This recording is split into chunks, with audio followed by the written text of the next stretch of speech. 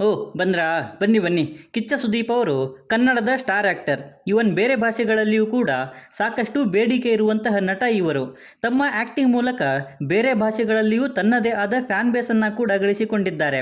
So ಇಷ್ಟೊಂದು ಬೇಡಿಕೆ ಇರುವಂತಹ ಕಿಚ್ಚ ಸುದೀಪ್ ಅವರು ಸಾಕಷ್ಟು ಸಿನಿಮಾಗಳನ್ನು ರಿಜೆಕ್ಟ್ ಕೂಡ ಮಾಡಿದ್ದಾರೆ. ಹಾಗಿದ್ರೆ ಕಿಚ್ಚ ಸುದೀಪ್ ಅವರು ರಿಜೆಕ್ಟ್ ಮಾಡಿರುವ ಸಿನಿಮಾಗಳನ್ನು ಈ ವಿಡಿಯೋದಲ್ಲಿ ನೋಡೋಣ. ಅದಕ್ಕೂ ಮುಂಚೆ ಚಾನಲ್ಗೆ ಹೊಸಬರಾಗಿದ್ದರೆ ಚಾನಲನ್ನು ಸಬ್ಸ್ಕ್ರೈಬ್ ಮಾಡಿಕೊಂಡು ವಿಡಿಯೋ ಇಷ್ಟ ಆದರೆ ಮಾತ್ರ ಒಂದು ಲೈಕನ್ನು ಕೊಟ್ಟು ವಿಡಿಯೋನ ಕಂಪ್ಲೀಟಾಗಿ ನೋಡಿ.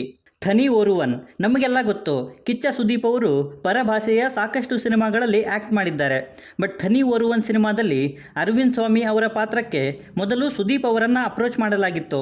ಹೀರೋಗೆ ಸಮನಾಗಿ ಇದ್ದಂತಹ ಆ ಪಾತ್ರವನ್ನು ಕಿಚ್ಚ ಸುದೀಪ್ ಅವರು ರಿಜೆಕ್ಟ್ ಮಾಡಿದ ನಂತರ ಅರವಿಂದ್ ಸ್ವಾಮಿ ಅವರು ನಟಿಸಿದ್ರು. ಆ್ಯಂಡ್ ಆ ಪಾತ್ರ ಅವರ ಕೆರಿಯರ್ನ ಬದಲಾಯಿಸಿತ್ತು ಅಂದರೂ ಕೂಡ ತಪ್ಪಾಗಲ್ಲ.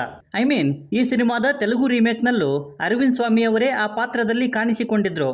ಅಷ್ಟೊಂದು ಇಂಪ್ಯಾಕ್ಟ್ಫುಲ್ ಪಾತ್ರವಾಗಿತ್ತು ಅದು. ಡೆಡ್ಲಿ ಸೋಮ ರವಿ ಶ್ರೀವತ್ಸ ಅವರು ಡೈರೆಕ್ಟ್ ಮಾಡಿ ಆದಿತ್ಯ ಮತ್ತು ರಕ್ಷಿತಾ ಅವರು ಮುಖ್ಯ ಪಾತ್ರದಲ್ಲಿ ಕಾಣಿಸಿಕೊಂಡಿದ್ದಂಥ ಸಿನಿಮಾ ಇದು. ಮೊದಲಿಗೆ ಈ ಸಿನಿಮಾನ ಸುದೀಪ್ ಅವರಿಗೆ ಅಂತ ಬರೆಯಲಾಗಿತ್ತು.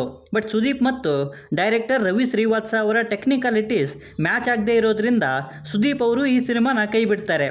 ನಂತರ ಆದಿತ್ಯ ಅವರು ಈ ಸಿನಿಮಾದಲ್ಲಿ ನಟಿಸಿ ಅವರ ಲೈಫಲ್ಲೇ ದೊಡ್ಡ ಬ್ರೇಕ್ ಥ್ರೂನ ಕಂಡುಕೊಳ್ತಾರೆ ಅಂತಲೇ ಹೇಳ್ಬೋದು. ಭೀಮಲಾ ನಾಯಕ್ 2022ರಲ್ಲಿ ಪವನ್ ಕಲ್ಯಾಣ್ ಮತ್ತು ರಾನಾ ಅವರ ಮುಖ್ಯ ಪಾತ್ರದಲ್ಲಿ ಬಂದ ತೆಲುಗು ಭಾಷೆಯ ಸಿನಿಮಾ ಇದು. ಈ ಸಿನಿಮಾದಲ್ಲಿ ಹೀರೋಗೆ ಸಮನಾಗಿರುವಂತಹ ರಾನಾ ಅವರ ಕ್ಯಾರೆಕ್ಟರ್ಗೆ ಮೊದಲು ಸುದೀಪ್ ಅವರಿಗೆ ಕಾಂಟ್ಯಾಕ್ಟ್ ಮಾಡಲಾಗಿತ್ತು. ಆದರೆ ಅವರು ರಿಜೆಕ್ಟ್ ಮಾಡಿದ ನಂತರ ರಾನಾ ಅವರು ಆ ಪಾತ್ರವನ್ನು ನಿಭಾಯಿಸಿದರು. ಮತ್ತು ಸಿನಿಮಾ ನೋಡಿದ ನಂತರ ಕಿಚ್ಚ ಸುದೀಪ್ ಅವರು ಆ ಪಾತ್ರವನ್ನು ರಿಜೆಕ್ಟ್ ಮಾಡಿದ್ದೇ ಒಳ್ಳೆಯದಾಯಿತು ಅನಿಸಿದ್ದಂತೂ ನಿಜ. ಮಾನಾಡು ಈ ಸಿನಿಮಾ ಎಷ್ಟು ಹೆಸರು ಮಾಡಿತ್ತೋ ಅದರಲ್ಲಿನ ಪಾತ್ರಗಳು ಕೂಡ ಅಷ್ಟೇ ಪ್ರಬುದ್ಧ ಹೆಸರನ್ನು ಪಡ್ಕೊಂಡಿದ್ವು.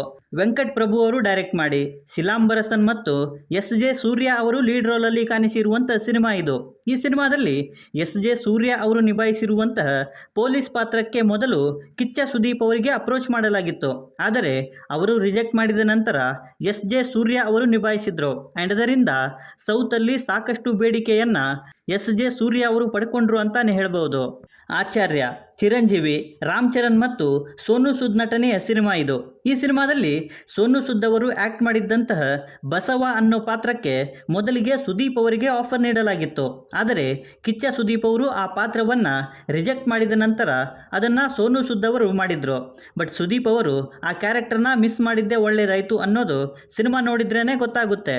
ಸೊ ಇವಿಷ್ಟು ನನ್ನ ಲಿಸ್ಟಲ್ಲಿ ಇದ್ದಂತಹ ಕಿಚ್ಚ ಸುದೀಪ್ ಅವರು ರಿಜೆಕ್ಟ್ ಮಾಡಿಕೊಂಡಂಥ ಸಿನಿಮಾಗಳು. ಸೊ ಮತ್ಯಾವುದನ್ನಾದರೂ ಬಿಟ್ಟಿದ್ರೆ ಮತ್ತು ಈ ವಿಡಿಯೋ ಬಗ್ಗೆ ನಿಮ್ಮ ಒಪಿನಿಯನ್ ಏನೇ ಇದ್ದರೂ ಕೆಳಗಡೆ ಬರೆದು ತಿಳಿಸಿ. ಮತ್ತು ಈ ವಿಡಿಯೋ ನಿಮಗೆ ಇಷ್ಟ ಆಗಿದ್ದರೆ ದಯವಿಟ್ಟು ನನ್ನ ಚಾನಲನ್ನು ಸಬ್ಸ್ಕ್ರೈಬ್ ಮಾಡಿಕೊಂಡು ಸಪೋರ್ಟ್ ಮಾಡಿ. ಕೊನೆಯಲ್ಲಿ ಸಿಗ್ತಾ ಇರೋಣ.